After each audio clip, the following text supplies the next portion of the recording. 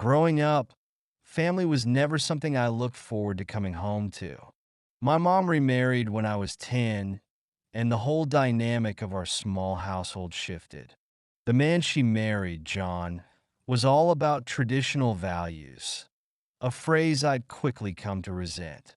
John was a former Army officer, and his methods were strict, old school, and utterly unyielding.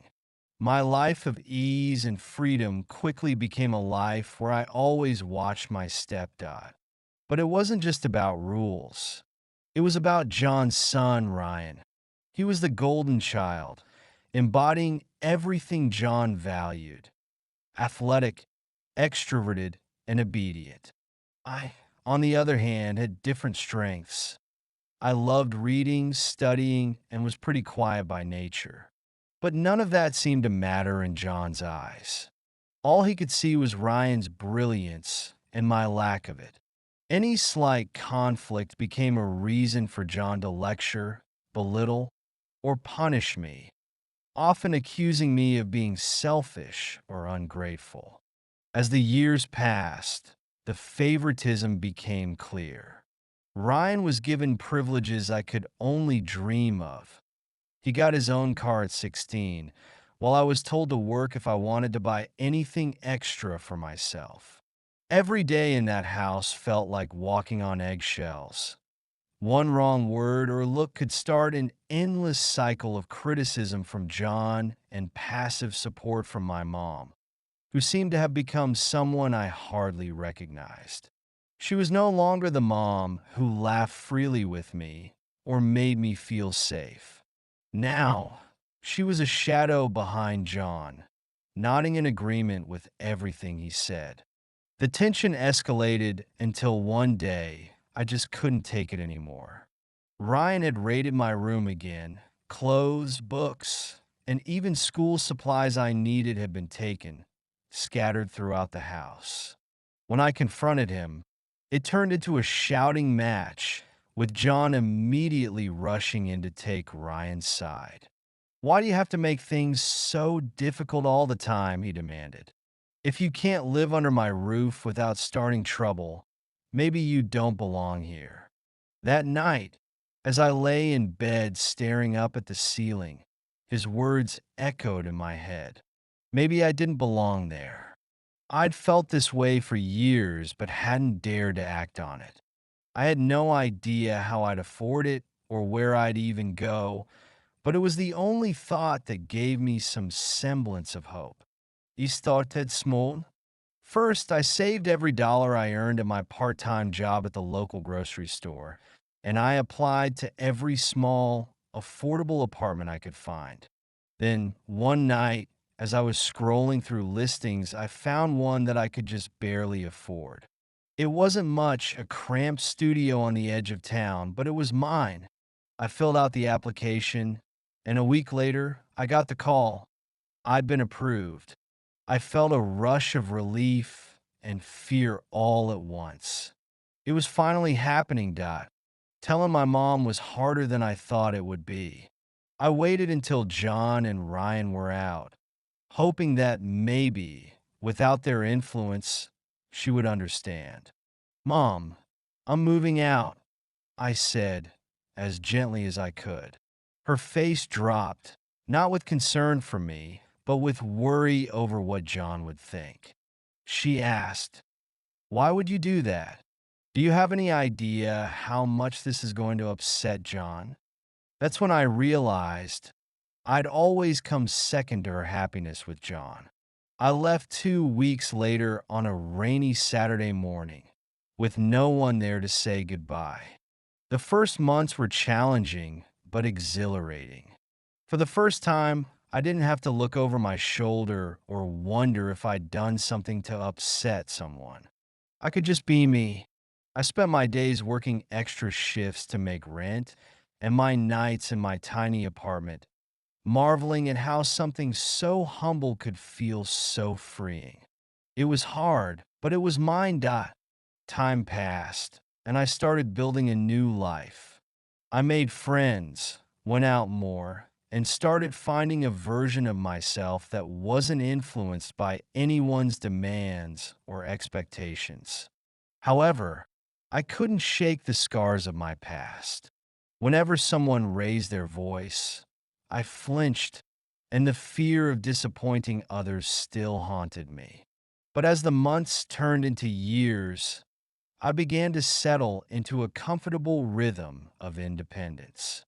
I still hadn't spoken to my family much.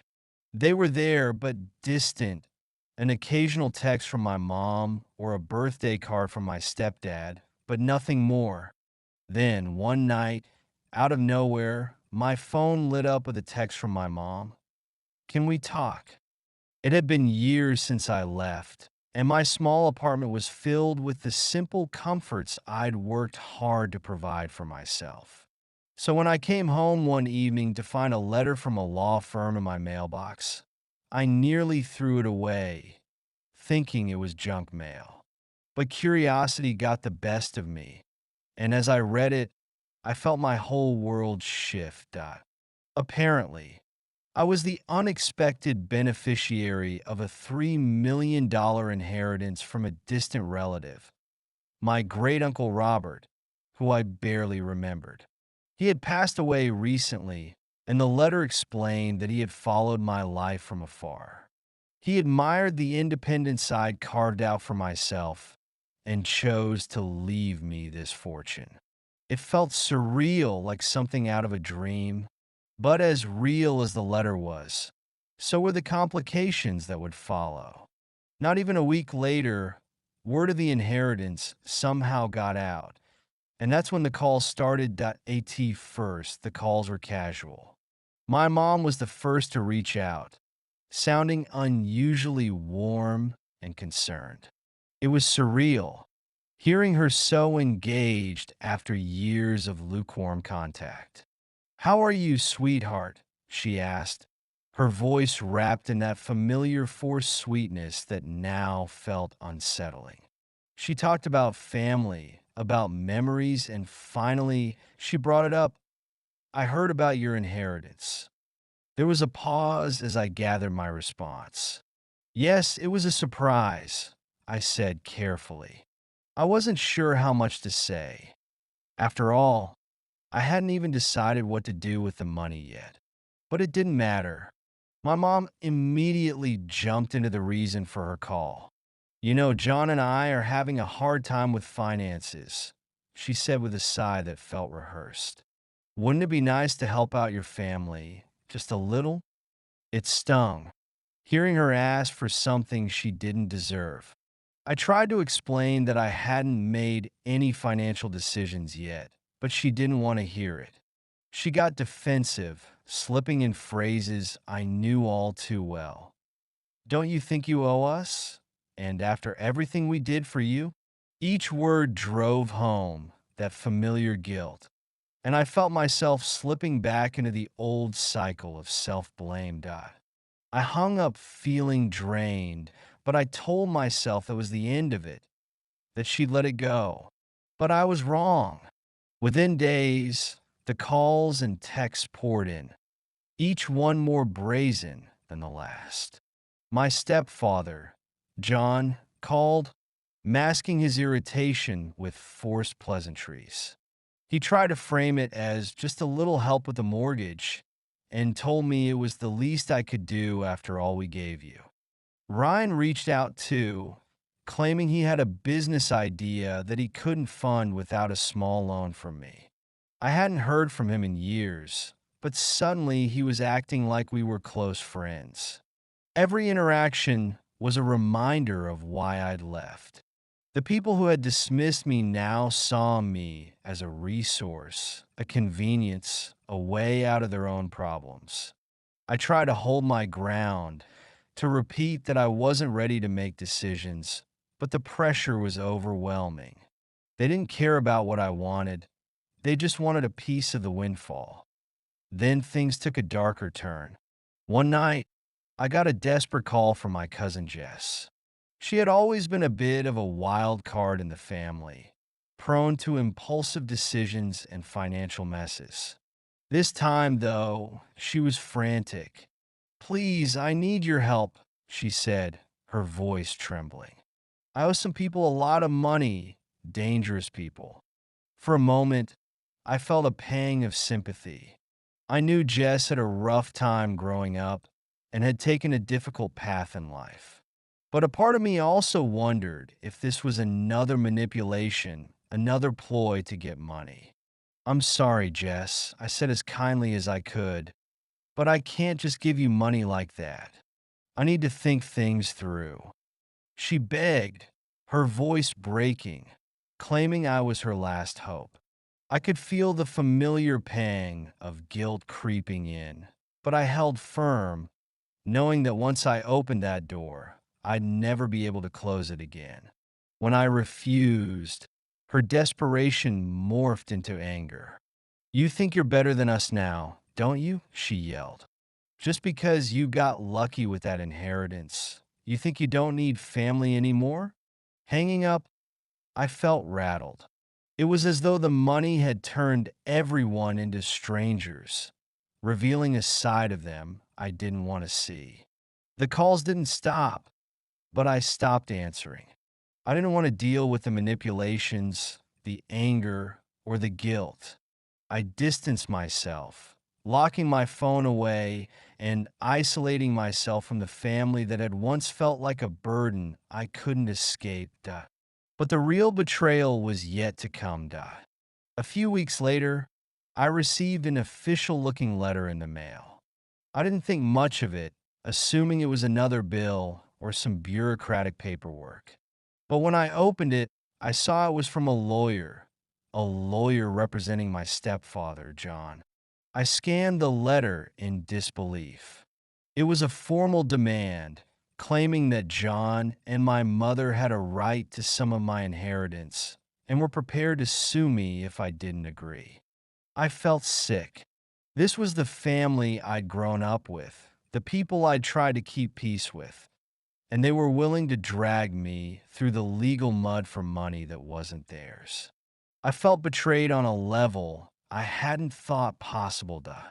In shock, I called a lawyer named Ben, a family friend who had always been kind to me. I told him about the inheritance, the calls, the emotional manipulation, and now the lawsuit. He listened patiently, nodding as I vented all the frustration and disbelief I'd been carrying. When I finally finished, he leaned forward and said, "They don't have a case. Legally, they can't touch your inheritance. It's yours fair and square. If they want to sue, we'll fight it." Hearing that was a relief, but it didn't erase the pain. The lawsuit dragged on for months, forcing me to relive every bad memory. Every time they'd made me feel small. Every moment I'd spent wondering if I was the problem. My mom, John, and even Ryan showed up in court, claiming that I was indebted to them for the support they'd given me in my childhood. I had to sit through hours of testimonies where they twisted the truth, painting me as ungrateful, even though I'd been the one to leave their toxic household and find my way in the world. Then one day, Ben called me with a new piece of information. After doing some research, he'd found that John and my mother had falsified documents, claiming that I owed them money I never received. When Ben brought this up in court, the judge dismissed their case. Not only that, but they were fined for fraud. It was over. I'd won. But the victory felt hollow. The family I had once hoped would understand, would change, had instead been exposed as people I couldn't trust. It hurt, but it also freed me. With the lawsuit finally behind me, I could breathe again. I'd spent months wrapped up in the stress, unable to focus on my own life, my friends, or even my own happiness. I'd been in survival mode for so long that I'd forgotten what it was like to simply live. Then one day, out of the blue, I received a message from my younger half brother, Josh. He was John and my mom's child and had always been the quieter one in the family, someone who stayed out of the drama. He hadn't been involved in the lawsuit, and I realized that he might have been suffering just as I had, living in a family where he felt unseen. Our conversation started cautiously, with Josh reaching out just to check in on how I was doing. As we talked, we realized how much we had in common. Josh opened up about how he'd always felt like he lived in Ryan's shadow, constantly overlooked and forgotten. For the first time, I saw him not just as my half brother, but as someone who understood my pain. We began to meet up, slowly building a relationship based on shared understanding and mutual respect. It was strange to find something like family after losing so much of it, but with Josh, I felt that connection. Around the same time, my friendship with Emily, a coworker who had supported me through the legal nightmare, began to deepen. Emily had been my rock, my confidant, and the person who believed in me when I doubted myself. After everything I'd been through, I realized I had feelings for her that went beyond friendship. She was patient, supportive, and she never pressured me to reconcile with my family or relive the pain I'd been through. We started dating, and for the first time in years, I felt like I was building a life that was truly mine. I had Josh, who was finally someone I could trust as family, and Emily, who made me feel safe and loved in ways I hadn't thought possible. With the lawsuit settled, I felt a weight lift. I didn't have to constantly look over my shoulder, worrying about who would try to manipulate or guilt me next. The scars of my past were still there, but they didn't define me anymore. I had a family I'd chosen, built through the people who stood by me when times were tough. One day, I received an unexpected message from someone claiming to be a half sister I'd never known I had. At first, I thought it was another scam, but she shared details and documents that matched what little I knew about my father, who had disappeared when I was young. I agreed to meet her, unsure of what to expect. Rebecca, my half sister, was full of stories about the father we'd both lost before we really got to know him. She told me he had kept tabs on me, always regretting that he'd left. She was living only a few states away, and like me, had inherited a portion of his estate. We shared stories, piecing together fragments of the past that neither of us had ever fully understood. Meeting her was like discovering a part of myself I didn't know I was missing. We decided to stay in each other's lives, sharing not just the inheritance from our father, but a bond that felt natural and real. After so much betrayal and loss, Rebecca felt like a gift, a chance at family that wasn't weighed down by guilt or manipulation that I had my brother, Josh, my partner, Emily, and my new sister, Rebecca.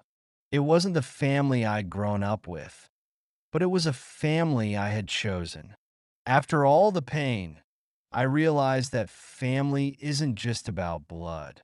It's about the people who stand by you, who lift you up instead of dragging you down. Looking back, I knew that the inheritance had given me more than just financial security.